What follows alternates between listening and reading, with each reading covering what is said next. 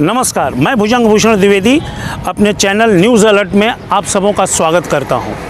किसान आंदोलन संसद से सड़क तक आ गया है और अभी तक लगातार जारी है। ये 5वां महीना होने जा रहा है।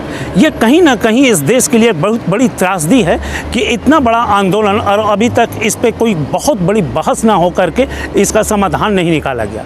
इसी सदन में कोविड में जून में 2020, जिसे हम सदन में कहते हैं कि 2020 में इस विधेयक को पास किया गया, जिसमें 3 विधेयक था।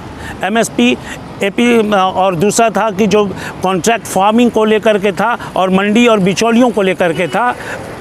तो इन सभी चीज़ों को लेकर के मैं हकीकत जानने के लिए दिल्ली आ पहुंचा हूं और यहां से मैं आपको सदन के बाद मैं आपको ले चलूँगा सड़क पर जहां किसान बैठे हैं और उनके भी हालात और हकीकत जानूँगा और क्यों वो अभी तक नहीं मान रहे हैं, उन्हें क्या चाहिए और क्या उनकी नाराज़गी है।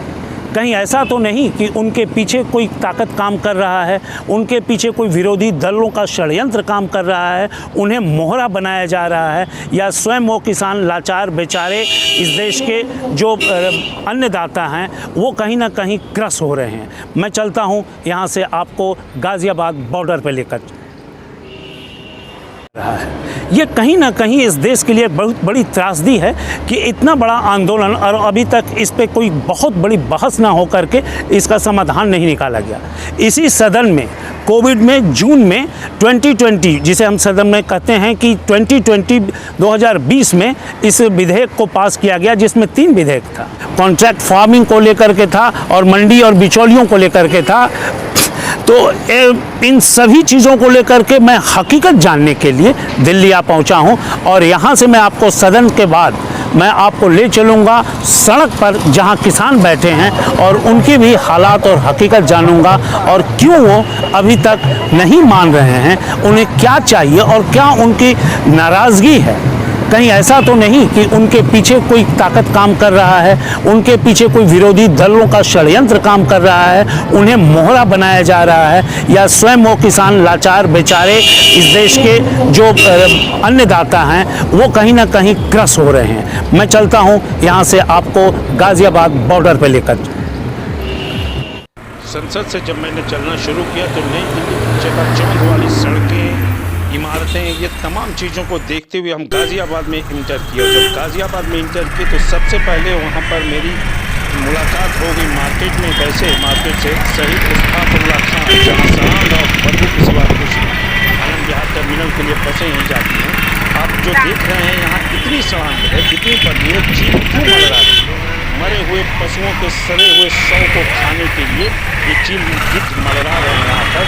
और इस सवाल को मैं खुद नहीं टॉलरेट करता था। किसान कैसे करते हैं। गाज़ियाबाद के बॉर्डर पर मैं खड़ा हूँ। आप यहाँ से देख सकते हैं कि किसानों की अद्यतन स्थिति जो है, अभी भी किसान बैठे हुए हैं, खड़े हुए हैं। इनके लिए सुख सुविधाओं का सारा इंतज़ाम प्रशासन के द्वारा किया जा रहा है।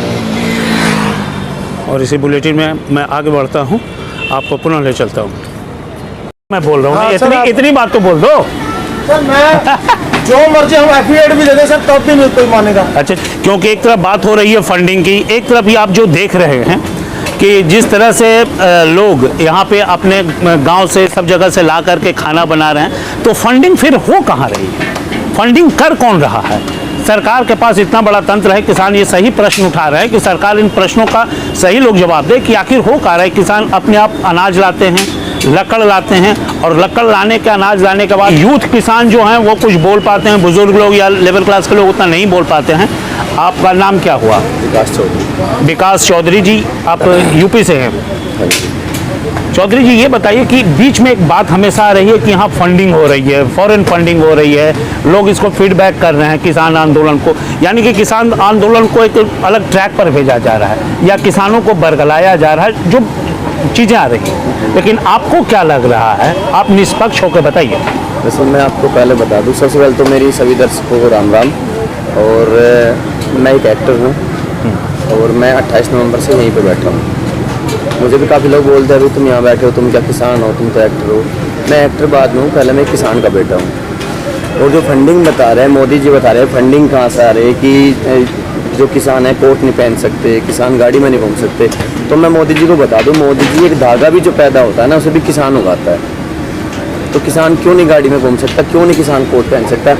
और जो लोग मैं बता दूं 95% का 99% लोग जो जॉब करते हैं, चाहे वो गवर्नमेंट जॉब पे हो चाहे वो प्राइवेट जॉब पे हो, तो वो अपना 1 महीने का राशन रखते हैं, एक का भी नहीं रखते। 2 का तो मैंने कोई, मेरे भी फ्रेंड सर्कल काफ़ी ठीक ठाक है, तो मैंने देखा नहीं किसी घर में 2 महीने का राशन हो। गर्मी भी आ गई, बारिश आ जाए, कुछ भी आ जाए, तो यहाँ से किसान नहीं हलेगा जब तक मोदी जी अपन ये तीनों काले कानून ये रद्द पता होता है। अन्नदाता, और एक तरह से कह लो कि अन्नदाता जो पालनहार करता है, तो पालनहार मतलब जैसे बच्चों का पालन पोषण बाप करता है, माँ बाप करते हैं, तो अन्नदाता को मेरी सोच तो है कि जो अन्नदाता है वो बाप ही है सबका।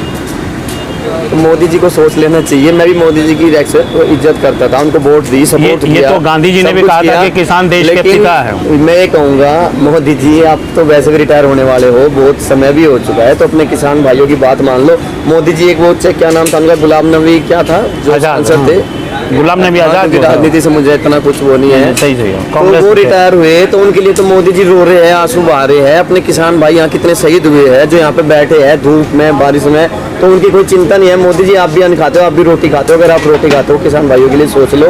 और नहीं तो मैं ये कहूँगा मोदी जी, जैसे कहावत है पुरानी हमारे यहाँ पे कि गधे के सिर से सींग गए, जैसे मोदी जी गधे के सिर से सींग गए ना, आप भी ऐसे ही जाओगे। आप नहीं, आप तो जाओगे, बीजेपी सरकार को भी ऐसे लेकर जाओगे। किसानों की अब बद्दुआएं भी मोदी जी के ऊपर लगती जा रही हैं। अब मैं चलता हूं आगे की ओर, देखता हूं कि किसानों के और से हालात कैसे हैं।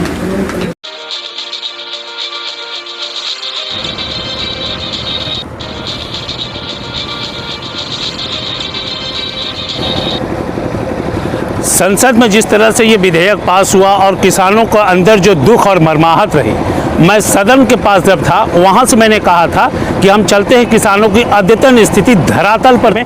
हमारे साथ एक किसान भी मौजूद हैं, मैं उनसे जानना चाहता हूँ कि ये क्या स्थिति है और किस बात में शहरी तकलीफ होगी। जैसे कॉन्ट्रैक्ट खेती का मामला, हाँ, ये अपनी मर्जी से फसल बोआएंगे, हाँ, कि आइयो बोना, बीज ये देंगे, उस पर जो भी उर्वरक खाद जो भी सामान लगेगा उस पर वो ये देंगे। उसकी क्वालिटी आई इसमें, अगर क्वालिटी तो प्रकृति के ऊपर बात होती। हमने गेहूँ बोया, मौसम गेहूँ का सर्दी का मौसम बढ़िया नहीं रहा तो गेहूँ चुड़चल हो जाता, गेहूँ का बढ़िया दाना नहीं होता। बारिश ज़्यादा हो गई, गेहूँ गिर जाता, काला पड़ जाता, क्वालिटी ख़राब हो गई। इन्होंने क्वालिटी की भी शर्त रखी। अब क्वालिटी फसल की प्रकृति के ऊपर होती, ना कि किसान और इंसान के ऊपर होती। तो कॉन्ट्रैक्ट फार्मिंग पर आप लोगों को आपत्ति है कि कॉन्ट्रैक्ट फार्मिंग जो बड़ी बड़ी कंपनियां आएंगी अपने सर पे खेती करवाएंगी, अगर क्वालिटी खराब होगी फसल की तो फसल छोड़ देंगे, किसान बर्बाद हो जाएंगे, बर्बाद हो जाएगा वो। अच्छा, दूसरा मुद्दा है एमएसपी का, उस पर क्या है? एमएसपी का तो सर ही, एमएसपी पर तो न खरीद हुई ना रही, है ही ना, नाम ही नाम। वैसे ही भी 6% किसान मात्र एमएसपी में जाते हैं, उसके अलावा तो सब मंडी में ही जाते हैं। हाँ जी। तो आपको नहीं लगता है कि कहीं ना कहीं ये बिचौलिया और मंडी वाले लोग को भी परेशानी होगी? मंडी वालों को तो ये परेशानी होगी जब मंडी बस शुरू में ये आप बाहर से सेठ आ गए तो शुरू में महंगा खरीदेंगे, मंडी में जान नहीं देने के और लालच देंगे हम, यानी वो मंडी में अगर 1500 को चल रहा तो ये 1600 को लेंगे, तो हम फिर अंदर क्यों जाएंगे, हम तो 1600 को बाहर दे देंगे। लेकिन आप किसान लगते हैं और ये जो बड़े बड़े वीआईपीज़ हैं, हाँ, किसान के भैया बच्चे पढ़े लिखे हैं। आपका शुभ नाम? नरेंद्र कुमार, आप कहाँ से हैं? दुहाई। दुहाई से।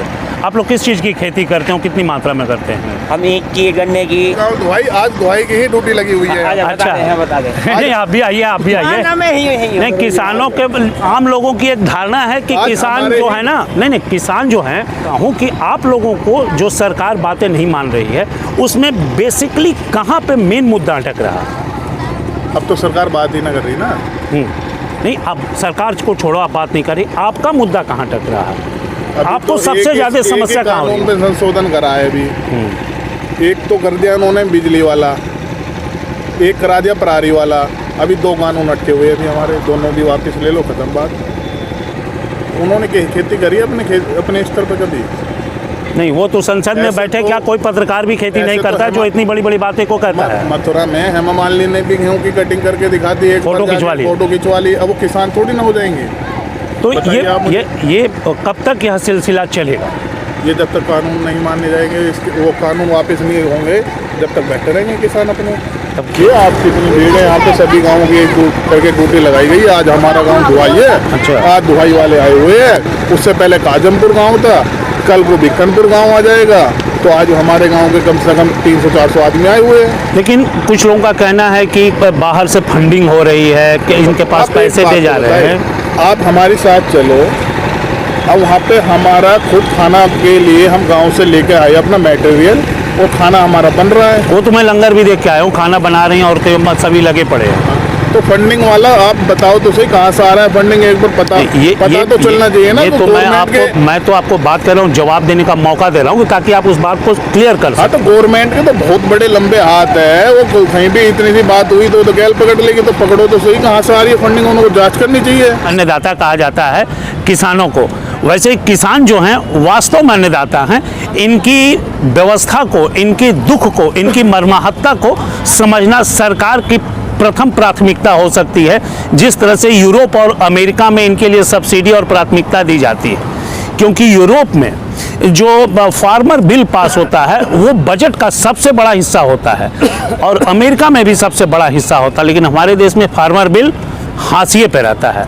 किसानों को भी इन चीज़ों को पहले से समझना होगा और सरकार को भी समझना होगा, ताकि एक सामंजस्य बना सके, क्योंकि यह देश किसानों का देश है, ये धरती वीर जवानों की है। इसीलिए इस देश में जितने भी आंदोलन हुए उसमें किसानों ने नेतृत्व किया था। 1857 में सिपाही विद्रोह जब फेल हो गया था, तो 1859 में किसानों ने अंग्रेजों से लोहा लेने का काम किया था।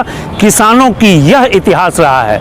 अब किसान के लिए सरकार किस तरह से कदम उठाती है और किसान को कितना समझा पाती है, यह सरकार की नियति पर और उसके कर्तव्य पर डिपेंड करता है।